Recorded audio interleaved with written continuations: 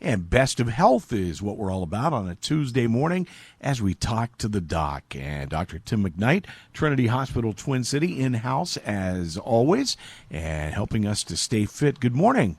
Good morning, Steve. Week 2 of Fit for Life about to begin tonight. I'm ready. Moving Yes. right along, isn't it? Yeah, the weeks go fast. Yeah, this is 13 weeks. The topic tonight is Mindfulness, which is, most people attend the class because they want to learn how to eat better and exercise more effectively and, lose weight and get healthy.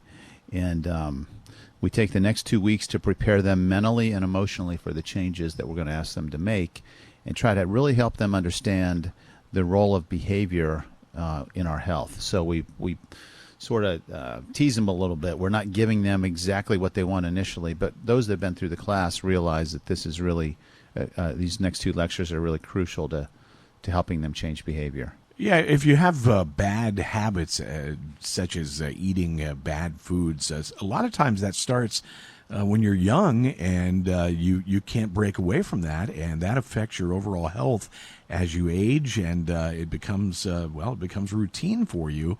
And so it's nice to step back and actually realize, wait a minute, I'm doing maybe this wrong, or I need to refocus this, and Right. and so you kind of get that mindset to get us focused in the right direction. That's right. The origin of our behaviors will be one of our topics tonight. And as you mentioned, this starts when we're young. And one of the things we'll talk about is the fact that between the age of 2 to 6, our brains are highly impressionable, and we learn very quickly, and we get downloaded into our brains this mindset, this belief system of who we are, what we're good at, what we're not good at, and how we think about ourselves. And it's based on the modeling that we get from parents and other people influencing our lives and that we have contact with. And so this gets etched into our neurons in our brain, and the connections in our brain get set. And again, this is a belief system that we develop that we never question until later in life when we're stuck with trying to change behaviors and we have difficulty. Mm-hmm. We have to stop and think, no, what's my program belief system tell me about myself? How am I thinking in this moment that may be harmful to my ability to change behavior? And I think that that's something that every human is going to face at some point in their life, whether that be you've been eating too many sweets, or you eat the wrong foods at the wrong time. You have to step back and understand what your body is doing when you eat a big giant slice of cake and then go to bed. Yes.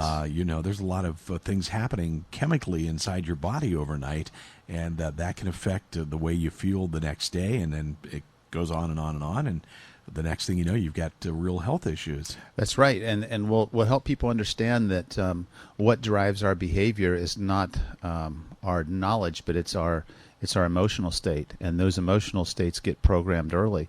And one of the worst things that I think adults do is when they fall off the wagon and maybe they're eating things or drinking things they shouldn't eat or drink, they start to become very critical of themselves, and they pass a lot of judgment. There's almost some self-hate there, some disgust as they look in the mirror, or they can't fit into clothes that they were wearing 20 years ago. And so those emotions do not foster healing. We have to help them understand, wait a minute, what did I just say to myself when I looked in the mirror?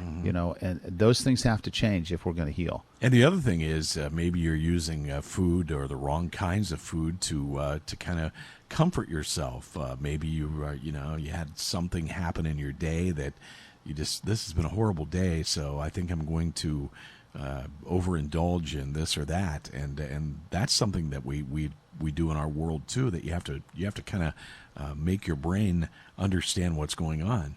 We absolutely do. Our brain wants us to feel good. Our brain wants us to release dopamine. Dopamine makes us feel happy and satisfied and fulfilled. And if we can't do that with the things we're doing through the day, most of us know that those taboo foods give us that feeling, at least for a short period of time, of happiness, fulfillment, satisfaction, and that causes a dopamine release. But that pathway that gets etched into our brain becomes automatic when we feel stressed, bored, anxious, upset. And so we have to push the pause button and say, what's the emotion I'm feeling right now, and how is this food going to help me heal, or what could it do to me if I make this choice? Right.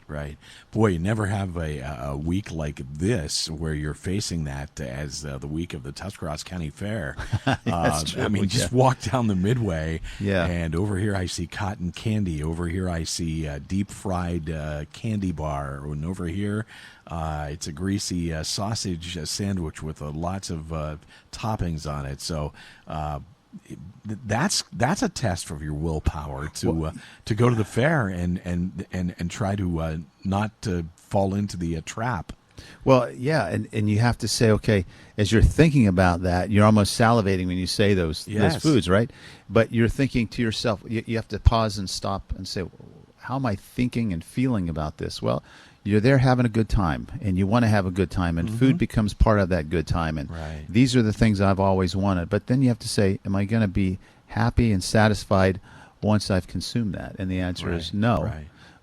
So what are the other ways that you can release dopamine? How can you find that satisfaction and happiness if you forego those taboo foods that just lure you in? I mean, you walk past the Midway and you smell those foods and you think about them and boy, I really would love one of these. It's powerful. It very much is. So good topic, and something that we all have to, I guess, harness, if you will, to make sure that you're eating the right foods and your brain is understanding what you need to have and why you need to have it, and so forth and so on.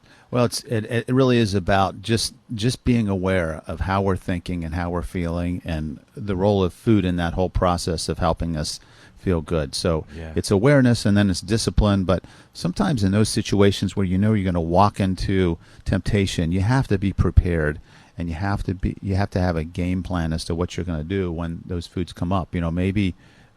You walk past the Midway and you reach in your pocket and you've had a little baggie full of mixed nuts and some dried fruit, and that's your satisfaction as you walk past.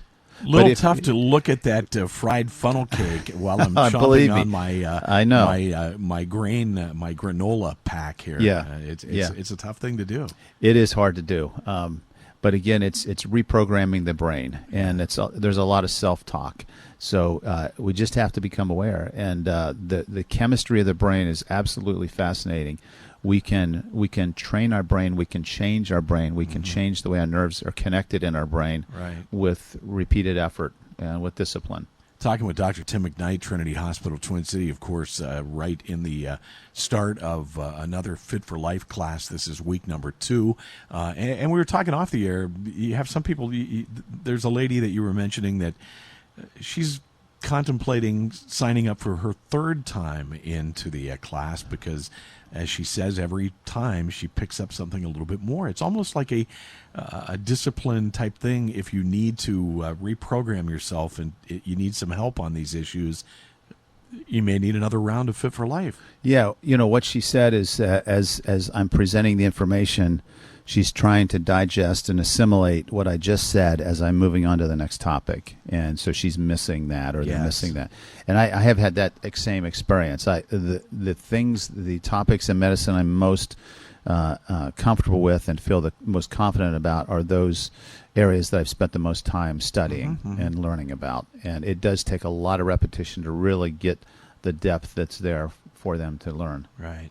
Fit for Life, great program. And again, if you didn't get signed up for the fall version, which is underway right now, starts again right after the beginning of the year. So you can call or stop into Trinity and talk to the folks about Fit for Life. Snickers has been telling us they had some of the greatest commercials about you're not yourself when you're not feeling right with your hunger. I was just reading this study that found that you make bad decisions when you have an empty stomach. This was a study out of Scotland. They say that if you're hungry, that you become more impatient, that you make more impulsive decisions, and they say people generally know when they're hungry, they should not go to the grocery store, for example, or go to the fair and walk down the Midway because you're going to overindulge. So I guess that is pretty a logical study that we've kind of known that. So make sure that you are not hungry when you go grocery shopping or when you go even out to eat. Maybe have a snack. Make sure you've had a good lunch or something if you're going out to dinner. That's exactly what we're talking about with this mindfulness, this being prepared. So I think those are probably great suggestions. But, I don't know if the other part of that story was the Snickers will help you.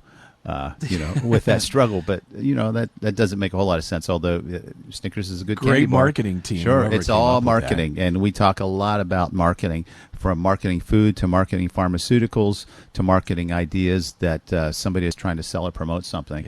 Is not always in our best interest. So we have to take control. Do I look like Abe Vigoda or Betty White sitting here this morning? Because I have not had anything to eat today other than my coffee. So that's why you're chewing on your finger. Okay, I got it now. That could be the reason.